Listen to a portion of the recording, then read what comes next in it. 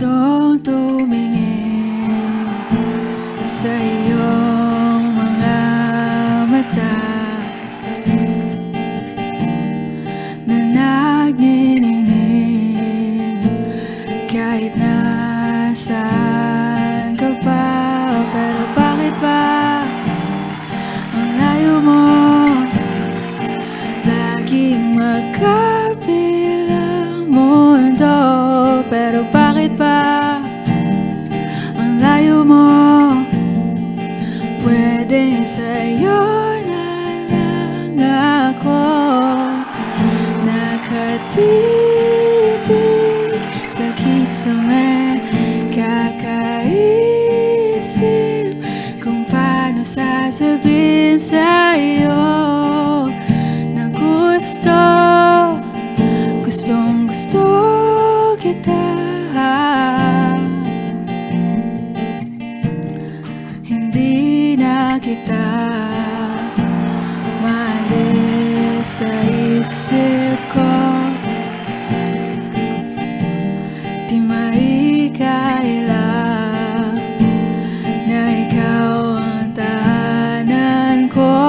Pero bakit ba lumalayo palagi na lang pa ganito? Pero bakit ba ayaw mo?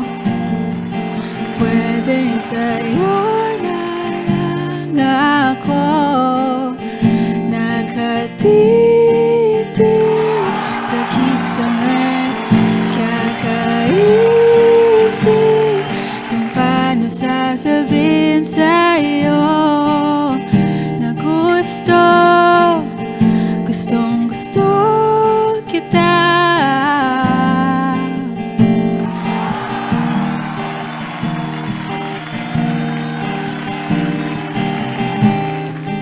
Okay lang kahit hindi mo ako pansinin, kaya ko naman damhin lahat ng sakit basta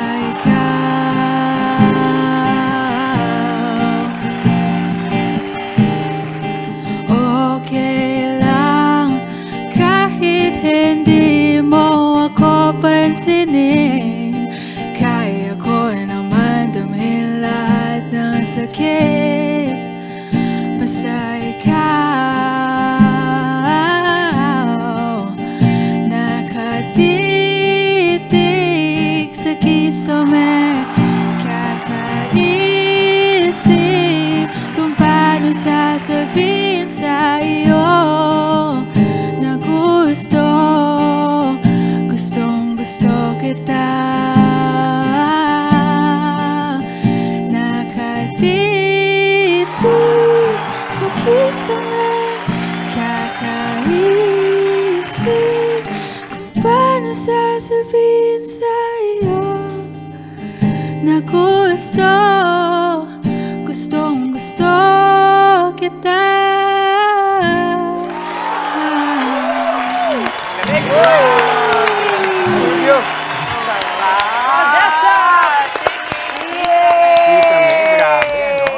Tapos ba? Parang may Pabli, kakanta mo tayo. Gusto pa.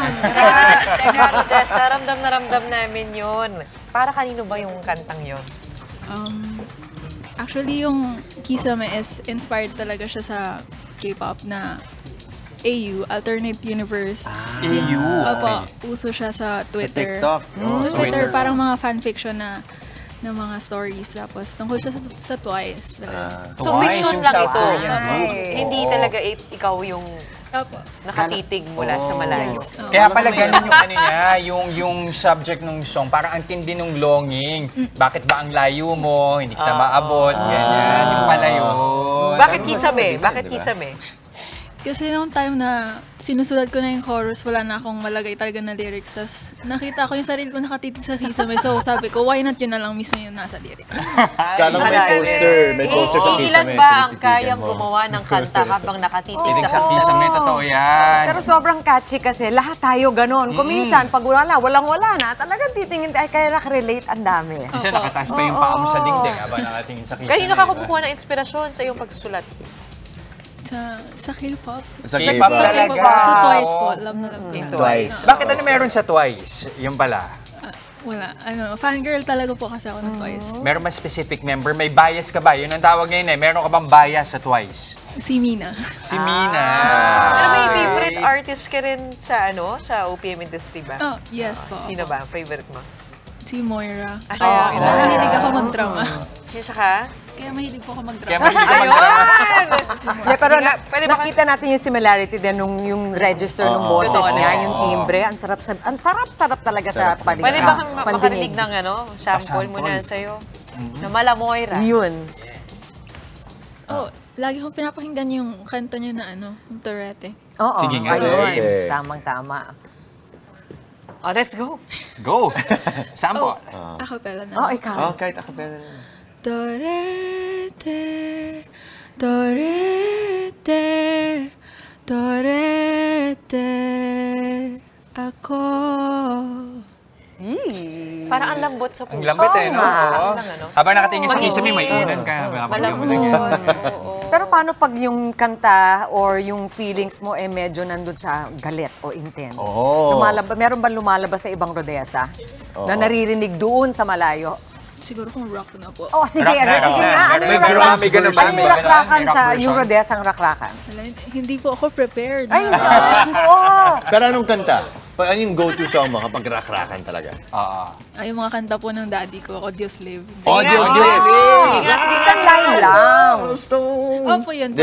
Sige nga, kung saan Saan ko kumanta eh. Ay, hindi ko na naalala. Di na naalala. Pero I'm sure marami ka pang gigs. Saan ka ba nila makikita? Sa social media? At ano pa yung mga nakalinya para kay Rodessa?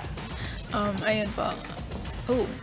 Pwede niyo po ako i-follow sa social media accounts ko, Rodessa _ ako sa Rodessa _ ako sa Instagram, sa Twitter, sa TikTok, Rodessa, pero yung letter O is number 0. Okay.